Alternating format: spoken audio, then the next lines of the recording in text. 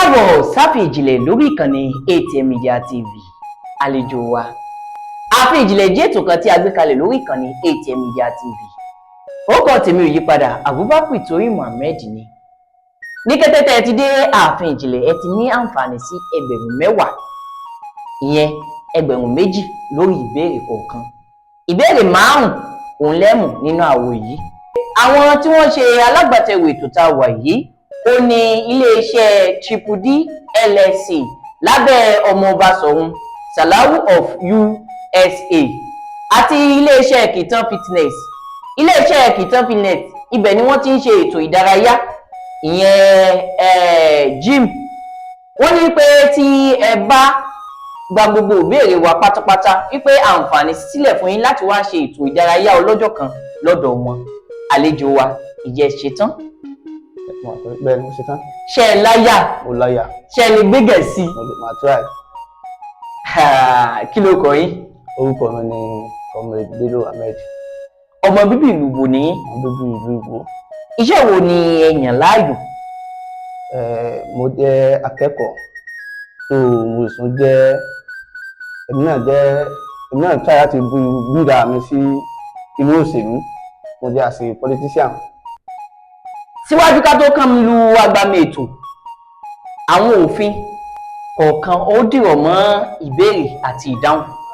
Òfin aláwọ̀kọ́ ò ní pé ó lójú èdè Gẹ̀ẹ́sì tẹ́ lè sọ, ẹ gbọ́dọ̀ sọ lásùpọ̀. Ìbéèrè kọ̀ọ̀kan ìṣẹ́jú kan ò ní ìbéèrè kọ̀ọ̀kan. Bákan náà ẹ láǹfààní láti pe èèyàn láti lé lẹ́ẹ̀kan ṣoṣo láti bá yín dá sí bóyá ẹ mọ ìbéèrè yẹn tí wọ́n máa bá yín dáhùn ìbéèrè sí. Ìbéèrè yìí abala méjì ló pín sí. Abala alákọ̀ọ́kọ́ ni abala àfin ìjìnlẹ̀. Abala ẹlẹ́ẹ̀kejì ó ní abala ṣó mọ̀ wò gẹ́gẹ́ bí ọmọ òwò ni yín. Ṣé ká máa lọ sínú agbami ètò báyìí? Ṣé ká máa lọ?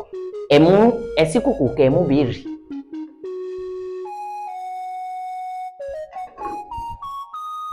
Ìbéèrè tẹ́ mú ó lọ báyìí wípé kí ẹ dárúkọ oríṣiríṣi ọbẹ̀ Yorùbá 5 fún ìṣẹ́jú kan. Olóòkàǹkà òkà rẹ̀. Ewédú. Ọbẹ̀ ewédú. Ọbẹ̀ ẹ̀fọ́. Ọbẹ̀ ẹ̀fọ́. Ọbẹ̀ ilá. Ọbẹ̀ ilá. Ọbẹ̀ ẹ̀gúsí. Ọbẹ̀ ẹ̀gúsí. Òtìlí. Òtìlí. Ẹgbàá. Ẹ mú béèrè mi.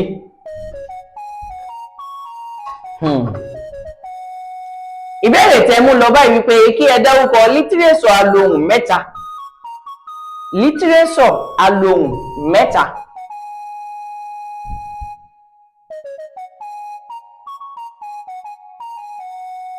Lítírésọ̀ alohùn 3.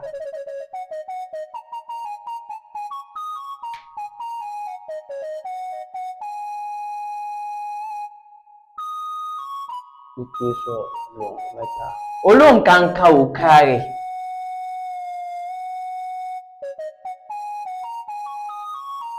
Ha. Ẹ gbìyànjú ẹ.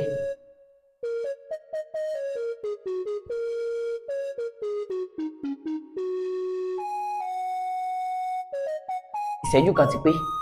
Ẹkùnà rẹ̀. Lítírésọ̀ alohùn ó ní ìjálá, ẹkún ìyàwó, dàdàkú àdá àti bẹ́ẹ̀ bẹ́ẹ̀ lọ. Àwọn ohun tí èèyàn lè lò gẹ́gẹ́ bí ewì, gẹ́gẹ́ bí alohùn tí wọ́n lè fi ohùn gbé jáde ó ní lítírésọ̀ alohùn. Ẹ mú béèrè mi. Ìbéèrè tẹ́ mú lọ báyìí wípé fún ìṣẹ́jú kan kí ẹ dárúkọ ọjà 7 tó wà nínú Ìwó. Ọjà Odòrè. Ọjà Odòrè. Ọjà Alẹ́. Ọjà Alẹ́.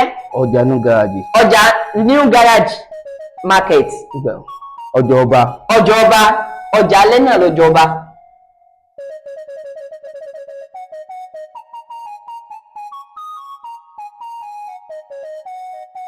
Ọjà Kájọlà.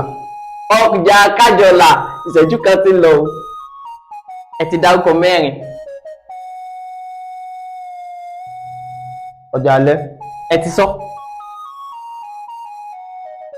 ọjà kára, Ẹ gbà ó kù méjì.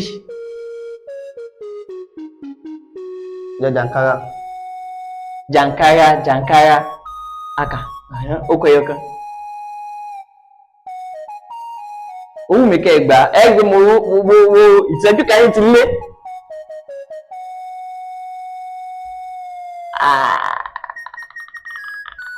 Ẹ sì gbìyànjú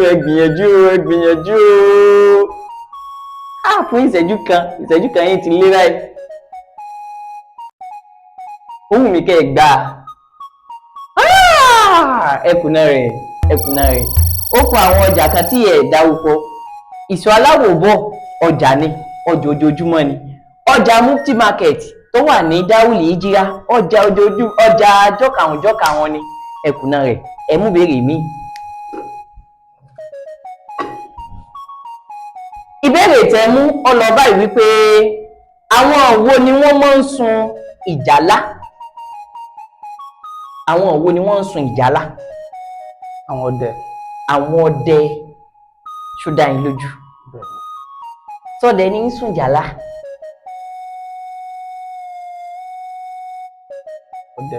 Ọdẹ ni. Ẹ gbà. Ẹ ti gba ìbéèrè méjì. Ẹ mú béèrè tó kẹ́yìn. Ìbéèrè tó kẹ́yìn tí ẹ mú yìí ọlọ́ba yìí wípé ìgbà wo ni wọ́n máa ń sun ìrèmọ̀jé? Ìgbà wo ni wọ́n ń sun ìrèmọ̀jé? Ṣé ẹ gbọ́ rí? Ìrèmọ̀jé.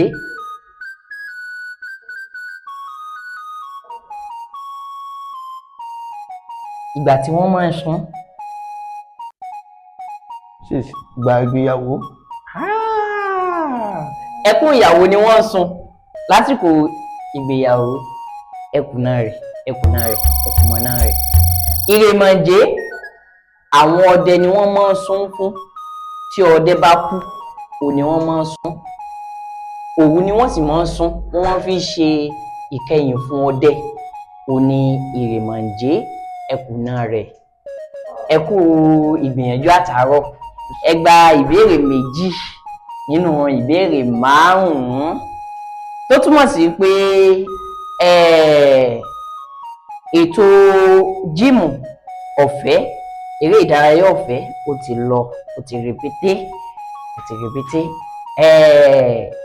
Àlejò wa, ẹ bá wa dúpẹ́ fún àwọn tí wọ́n ṣe alágbàtẹ̀wò ètò yìí, ìyẹn ilé-iṣẹ́ Triple D LLC tó wà ní USA lábẹ́ ọmọọba Ṣọ̀ún Sàláù of USA. Ẹ bá wa dúpẹ́ lọ́wọ́ wọn. A dúpẹ́ lọ́wọ́ ẹni tó ṣe alágbàtẹ̀wò DLS. Òkè lọ́wọ́ wọn lọ. Triple D òkè lọ́wọ́ wọn lọ. Òun ni wáyé àgbà Ọlọ́run àtàjèrè ọjà. Báwo lẹ ṣe rí ètò tí a ṣe? Báwo lẹ ṣe rí sí? Ojú wo lẹ fi wò? Ó dáa púpọ̀. Torí nǹkan tí mo rí bẹ̀ ni pé ó jẹ́ kí àwọn táwa fi àwa ní Yorùbá, ó jẹ́ kí a mọ̀ ibi tí èèyàn bá táyà tó máa ṣe kí nìyí. Ó jẹ́ ká mọ̀ pé ibi tí a bá rà kù sí nínú èdè wa. Nígbà tá a fà jẹ́ Yorùbá gan, Yorùbá gan òye wa dáadáa tó. So a ò ní rí jù báyìí lọ ẹ̀yin olólùfẹ́ mi, ẹ̀yin tí ATM Media TV, ẹ máa bá wa láìkí ẹ̀kẹ́ sì máa share rẹ̀ fún ẹ̀yin tí ó wù láti kópa lórí ààfin ìjìnlẹ̀ lórí ètò tá a wà yìí. Ẹ dá sí lábala àrísí ṣe comment section tàbí kí ẹ fi àtẹ̀jíṣẹ́ yín ránṣẹ́ sórí 08058989933. Títí dìgbà míì a ó tún máa pàdé o. Ire.